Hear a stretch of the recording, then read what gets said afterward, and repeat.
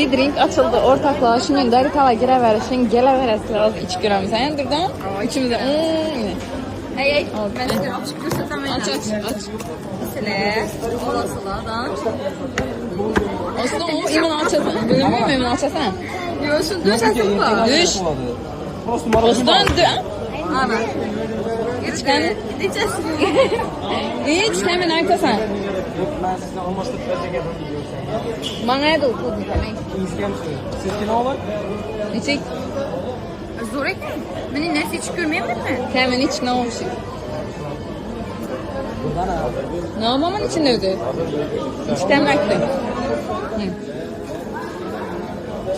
Marojinin təmi gələdi, həm örneğin ya vişni, kofi ilə təmi gələdi, klubnik ilə təmi var, ne mozola bir, ya vişni başqaça. Ki bu nərsəsi yumuşaq, magli olan toksik dişlisi. Örneğin heslik doyoz.